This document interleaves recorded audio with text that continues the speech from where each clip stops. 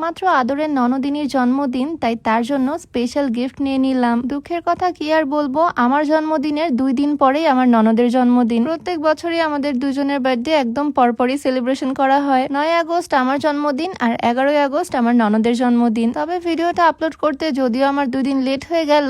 যাই হোক, এই ঠাডা পড়া রোদের মধ্যে বের হয়ে পড়লাম গিফট কেনার জন্য। মাঝ রাস্তায় টাকা পয়সা ক্যাশ আউট করে নিলাম আর তারপর চলে আসলাম নাটোরের স্বর্ণপট্টিতে। এই জায়গায় আশেপাশে সবই সোনার দোকান। তবে এখানে এসে আজকে তো আমার মনটাই খারাপ হয়ে গেল। আশেপাশে প্রত্যেকটা দোকানই বন্ধ, প্রত্যেকটা দোকানের শাটার নামিয়ে দিচ্ছে। প্রথমে তো আমি বুঝতেই পারতেছিলাম না, ছুটির দিন না হওয়া সত্ত্বেও কেন সব বন্ধ। পরে রিক্সাওয়ালা মামা বলল স্বর্ণকারদের মধ্যে কেউ মারা গেলে নাকি তারা সবাই শোক পালন করে, সবাই সেদিন দোকান বন্ধ করে দেয়। এইটা শুনে তো আমার মনটাই খারাপ হয়ে গেল। এখন কি করব, রাত 12টায় তো সারপ্রাইজ দিতে হবে। আমার প্ল্যান ঠিক রাত 12টায় ওকে কেক, ফুল, গিফট সবকিছু দিয়ে সারপ্রাইজ দিব। আর এখন না কিনলে তো সময়ও নাই। ভাগ্যক্রমে ছোট্ট একটা দোকান খোলা পেয়ে গেলাম। এইখান থেকে একটা গোল্ডের রিং নিয়ে নিব। রিং এর কালেকশন গুলো যদিও সব একই টাইপের, মানে সেম ডিজাইনের মধ্যেই মনে হচ্ছে সব। এই ডিজাইনটা একদম অনেক আগে থেকে বছরের পর বছর ধরে চলে আসতেছে, এই সেম টাইপের এরকম নৌকার মতো ডিজাইন। তবে এটা খুব একটা খারাপও লাগতেছে না, আমার ননদের হাতে খুব ভালোই মানাবে। আসলে গয়নার ডিজাইন যেমনই হোক, মেয়েদেরকে পরলে কিন্তু বেশ ভালোই লাগে। আর আশা করি এই ফিঙ্গার রিংটা ওর পছন্দই হবে। তো এখানে রিংটা নিয়ে আমি বিলটাও পে করে দিলাম। যাক, ফাইনালি গোল্ডের কিছু নিতে তো পারলাম, আর নতুন একটা এক্সপিরিয়েন্সও হলো আজকে আমার। যাই হোক, গোল্ডের রিংটা কিনে তারপর চলে আসলাম কেক নিতে।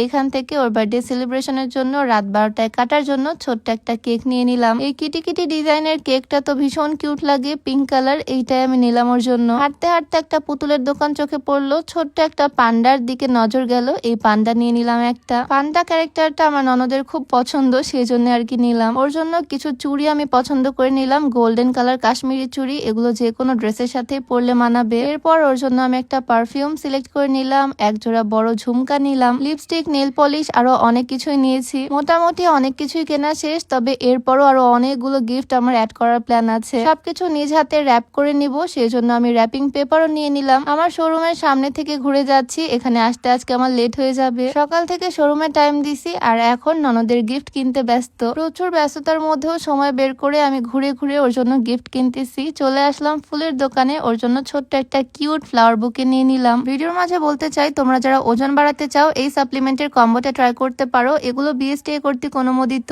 ছোটবেলা যেরকম আমরা হরলিক্স বা কমপ্লান খেতাম, ঠিক সেই রকমই। এগুলো খেলে মূলত তোমার মুখে রুচি বাড়বে, যার ফলে আস্তে আস্তে তোমরা বেশি বেশি খাবা, ওজনটাও বাড়বে ইনশাল্লাহ। সে কারণেও পেজ থেকে এই সাপ্লিমেন্টটা পেয়ে যাবা, পেজটা আমার ডেসক্রিপশনে মেনশন করে দেওয়া থাকবে। যাই হোক, আমার ফ্লাওয়ার নেওয়া কমপ্লিট। এখন বাকি সব গিফট গুলো অ্যারেঞ্জ করবো আর তারপরে সবকিছু প্যাক করব। আমার মাথার মধ্যে ঘুরতেছে আর কি কি গিফট আইটেম অ্যাড করা যায়। রিক্সা দিয়ে যেতে যেতে একটা চিপস চকলেটের দোকানের দিকে নজর পড়লো, এইখান থেকে ওর জন্য একটা চকলেট নিয়ে নিলাম। বড় একটা ডার্ক চকলেট নিছি আর একটা চকলেটের বক্স নিছি। এখন আরো অনেক গিফট অ্যাড করব, তারপরে একসাথে সব প্যাক করব। তবে এগুলো বাড়িতে করা যাবে না, বাড়িতে করলে সারপ্রাইজ থাকবে না, ও দেখে ফেলবে। দরজা বন্ধ করে করলেও বুঝতে পারবে কিছু একটা করতেছি। তাই আর কি ফ্যাক্টরিতে চলে আসলাম। বাকি গিফট গুলো এখানেই ছিল, সব একে একে র্যাপ করে ফেলতেছি। গিফট র্যাপ করা কি যে ধৈর্যের একটা কাজ, আর এত সময় লাগে এটা করতে। সবগুলো গিফট র্যাপ করতে করতে আমার তো রাত হয়ে গেছে। যাই হোক, এতগুলো গিফটে কি কি আছে সবকিছু সেলিব্রেশন ভিডিওতে তোমাদেরকে দেখাবো। আজ এ পর্যন্তই, সবাইকে আল্লাহ হাফিজ, আসসালামু আলাইকুম।